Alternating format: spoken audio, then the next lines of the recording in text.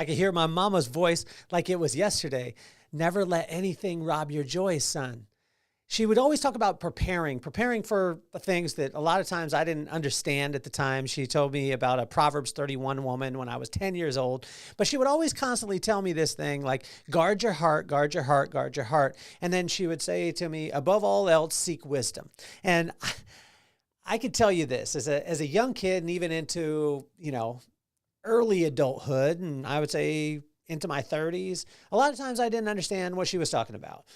She would say, prepare, prepare, prepare. There was things that happened, and I would start to do them in my businesses. So what we said was that all the rules and regulations in our business was nothing more than a list of our screw-ups. Well, I was doing those things, but I didn't realize and connect back that my mom had told me these things years before. You see, every time that we made a screw up in our business and we wrote it down and then created a system so we wouldn't have to go through it again, that those rules and regulations were nothing more than a list of our screw ups, that was me saying, I don't want my joy to be robbed the next time that this thing happens. So I want to, prepare and make sure that that same thing doesn't happen again. We had it happen a bunch of times in Las Vegas when we opened our first business. In the first 5 years, we got robbed 5 times, like one time a year, at least one time a year, a major break-in. Well, what we created after the second time was a break-in packet because they had smashed the windows. They had taken, different aspects of inside of our business. So we needed to know. So we had the locksmith, we had the glass guy, we had all these things, and we put it in a packet. And we listed off all the TVs and the serial numbers and all those things. So that way, when we called the insurance, we were prepared for it. Well, little did I know, because I thought I was a smart one. Little did I know, my mom was telling me this from a kid. She was just saying, son, don't let anything ever rob your joy. And she always emphasized that to me. And she had let me know that any time that a blessing is on the way,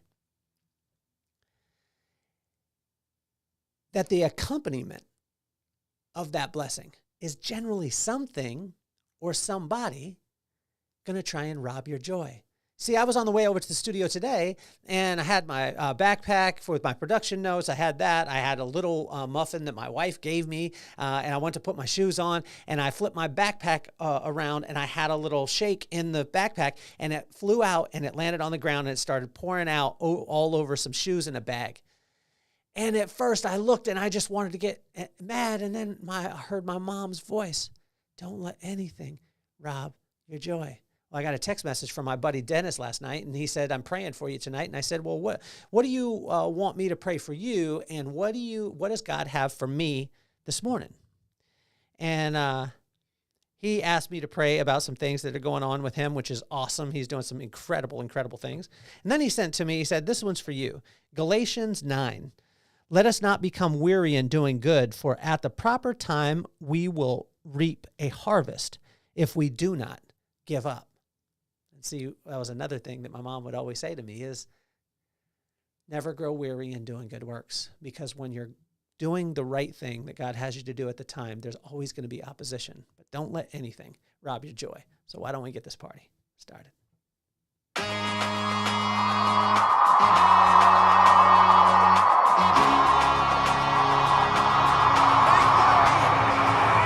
Nothing more on my mind. I got to shine, so every day I grind. Work in the morning, work in the evening. We's achieving, cause we believing. It's for certain, we put the work in. We ain't stopped just because it's hurting. Right before your eyes, so it's coming to no surprise. The takeover is televised. Over and over and over again. Make no mistake, we continue to win. Defeat never know, cause I will not lose. They wanna mimic my moves, but can't walk in my shoes.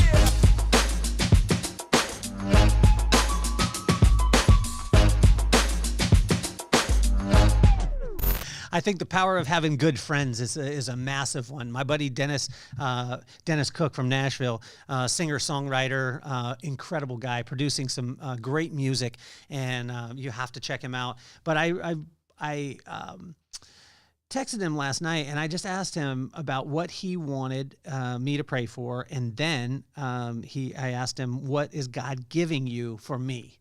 Because I wanted to see, like, I didn't give him any preempting, anything like that. And this is what he said. He said, for you, something doing good can be exhausting and thankless gig. Keep doing it without fans in the bleachers.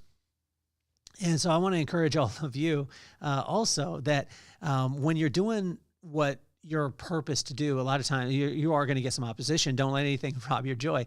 The little shake that I had in my backpack, it spilled out, and that could have ruined the little day at the time. But God, what God is saying is there's so many things that I have on the way. I don't want you to get, distracted, and don't let anything rob your joy. But the only way that we could do that is by staying in touch with him. And I said to my wife one time, we were at a conference and I was just about to speak, and she said something. I turned the camera on. I turned it on live. She's like, "Wait a second, my hair's not done. I'm not ready," whatever. And I just joked with her and I said, "If you stay ready, you don't have to get there." And I truly believe that what my mom was telling me from a very early age, and never let something rob your joy. She would always told me before that to seek wisdom at all costs. So seek wisdom, guard your heart, and then never let anything rob your joy. Because if we seek wisdom, right? And then she would tell me too, like after that, she would say that, never grow weary in doing good works, because at some point you're going to get weary from that, because someone's going to try and come in and steal your joy. But prepare yourself. Seek wisdom, seek wisdom, seek wisdom. Guard your heart once it gets in there. And to me, it's such a comforting thing from her standpoint. Over and over again, she let me know, just don't let anything rob your joy. And so I want to encourage you today, if you are in a place of blessing, or you have a place where, where things are like something's trying to rob your joy, just start thanking God right now, because if someone's trying to rob your joy, then he's trying to bring blessing into your life. In Proverbs 24, it helps us to stay ready so we don't have to get there. And Proverbs 24, and I think I've told you guys this before, but if this is your first time to Inchstones, we go through the corresponding proverb, corresponding day. It's the 24th today, and we're doing Proverbs 24. And so these little things that we talk about we always want to take them back to wisdom, right? We always want to take them back to wisdom. We always want to take it back to a place. And where can we get wisdom? Wisdom is from the fear of God. The fear of God is the respect of God. So if we respect God, right, then he brings us wisdom, which is the right use of knowledge. Then he'll bring knowledge. Then he'll bring understanding. Then he'll bring insight. Then he'll bring discretion. Then he'll bring discernment, discipline, strength, and it'll lead us right back to the fear or respect of God. And so in Proverbs 24, when it talks about, helping us to stay ready so we don't have to get there, in verse 1 and 2, God's blessing comes without the aftertaste.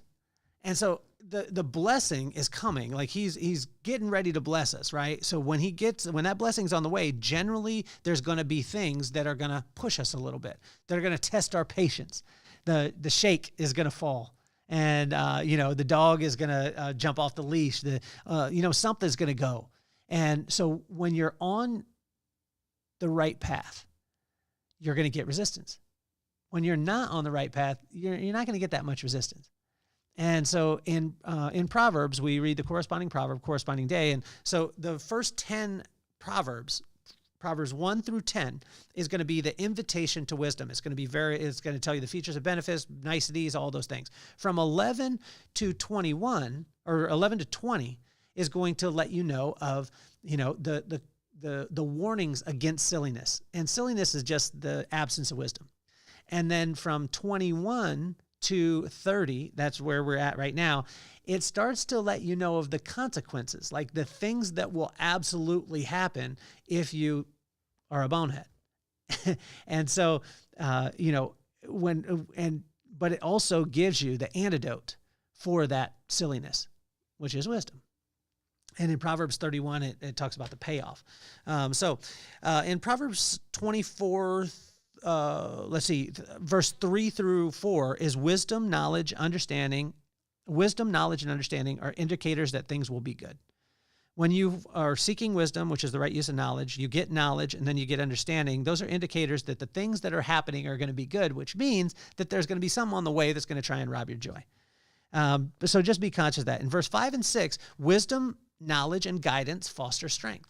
So if you want strength in your life in any area, personally, professionally, spiritually, and financially, wisdom, knowledge, and guidance. Wisdom, knowledge, guidance.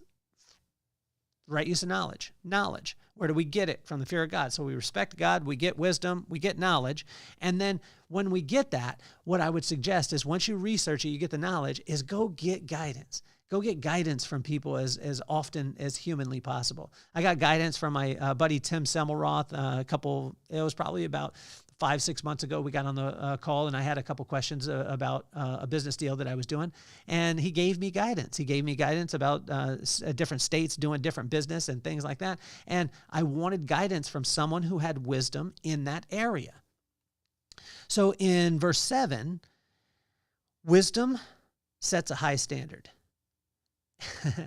And if you seek wisdom, you put wisdom around you, most of the time, the silliness or the silly people, they won't be able to come around because they don't have the admission to pay. Because wisdom sets such a high standard. It sets such a high admission price. I joke about this all the time with my daughter, not joking, serious, as I say, keep the standard high.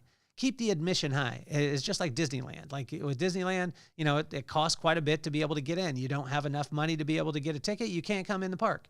And I tell my daughter all the time, over and over again, make sure that the admission to hang out with McKenna is very, very high. That way, the people who don't have what it takes to be able to pay the price of the admission don't get to hang out. And this will stop some silly people from being around. So that's hopefully that works out in her life. And I love her so much. I love you, McKenna. You're the greatest. And hopefully you listen to this when you're an adult.